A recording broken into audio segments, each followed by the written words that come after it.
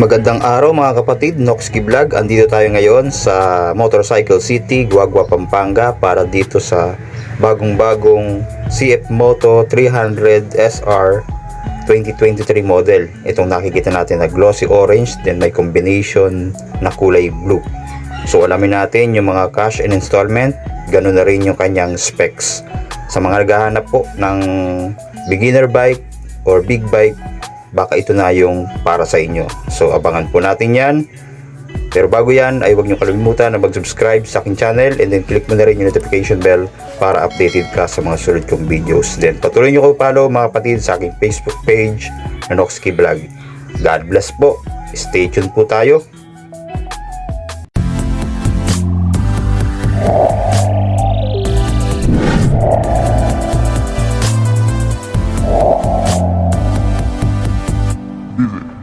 Noxky Vlog.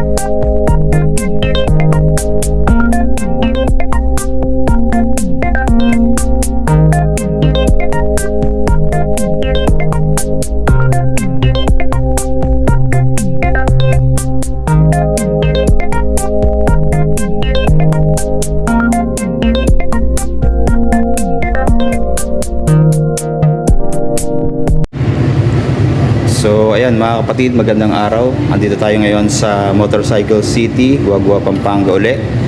Para dito naman sa CF Moto 300 SR na latest color and decals.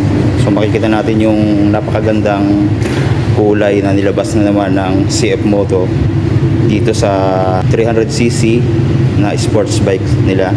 Ayan, makikita natin. Meron ditong glossy orange, tapos combination ng glossy blue, tapos maganda yung kanya mga decals kasi pang racing talaga ang pormahan nito mga kapatid. Meron din isang kulay dito, ito namang glossy gray, tapos may pagka carbon finish naman yung side fairings nya dito. Maganda rin to mga kapatid, dalawang unit yun nandito, pero ito yung nagustuhan natin, no? Napakaganda ng kulay. Then marami siyang mga brand na nilagay dito. Ibig sabihin, ito yung mga naging sponsor sa kanyang pagiging 300cc. Gaya nitong Total. Ganda natin dito yung KYB. Then NGK. Meron dito Bosch. Ayan, tas yung Continental. Tapos dito meron din LS2 helmets and Mototron Racing. Then dito makikita natin yung kanyang bearings. Yan, mayroon din siyang pagka-carbon finish dito. Ayan o, ganda. Tapos yung CF moto niya, ayan, kulay ano naman, gray dito. Yan, tapos nakalagay dito, experience more together. Meron pang DID. Hindi natin alam kung ano yung ibig sabihin niya, ano. Tapos dito naman yung CF Moto na maliit sa may malapit sa tank.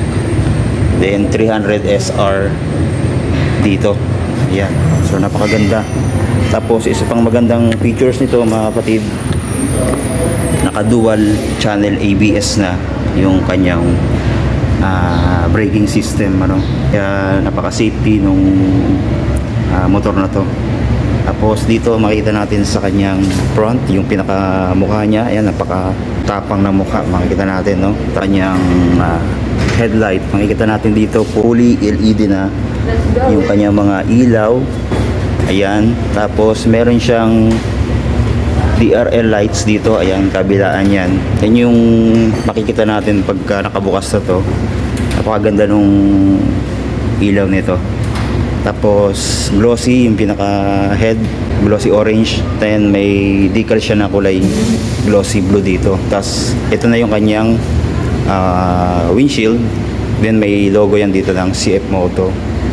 Yan, tapos sa kanyang side mirror, ito naman, makikita natin talagang pang sports bike, no? Tapos maganda rin yung kanyang salamin, ano? Ayan, makita natin may tatak na CF Moto dito.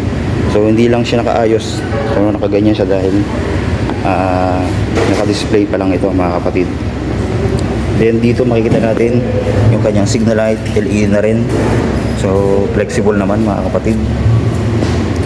Then dito sa kanyang panel gauge ay naka TFT display panel na, ayan o, makikita natin para siyang isang kasing laki ng isang cellphone, mga kapatid, no? Ayan. Tapos dito sa kanyang handle, naka clip-on handlebar, makikita natin yung napaka modern na design ng handle niya.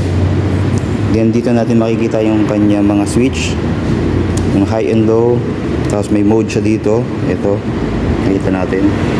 Tapos busina, turn signal light, tapos ito nga yung mga pindutan niya para sa TFT display panel, no? Ayan, makita natin. Then dito sa kabila yung kanyang patayan ng makina or yung kill switch. Then meron din siyang hazard, ayan, makita natin. Tsaka yung electric starter na niya, mga kapatid. Then ito naman yung kanyang throttle, so napakalambot din. Tapos kanina sinakyan natin, nakita nyo naman, mga kapatid, na talagang sa height kong 5'6", kayang-kaya, mga kapatid, no? Angat lang ng konti yung ating paa, so kayang-kaya pa rin ito kahit na 5'4", ganyan, kaya pa yan. So tip-top na nga lang, mga kapatid. Yan. Tapos dito makikita natin sa kanyang tank, napaka-bulky, glossy din, mga kapatid, glossy orange. Then meron din siyang carbon fiber finish dito sa may pinaka-tank. Then ito naman yung kanyang susian, nandito na rin sa may part ng tank, no? So naka-standard, tapos pwede rin nating mailak ito. Ito naman yung kanyang fuel cap, yan, maganda rin na kulay matte silver. Then dito naman tayo, mga kapatid, sa kanyang makina, makita natin yung napakagandang design. Ayan, mayroon siyang tatak na CF SC dito. Ayan, napaka premium ng pagkakagawa dito. Then meron siyang tingin na ng langis dito.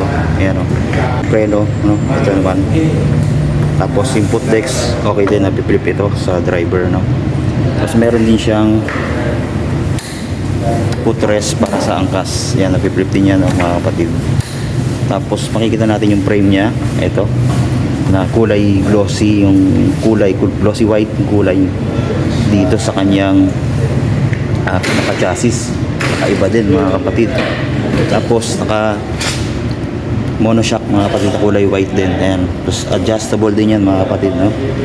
Then dito sa likod, sinabi ko kanina, dual channel ABS. Then naka-disc brake na rin yung likod nito. Ayan. Tapos single pot caliper na malaki dito sa likod.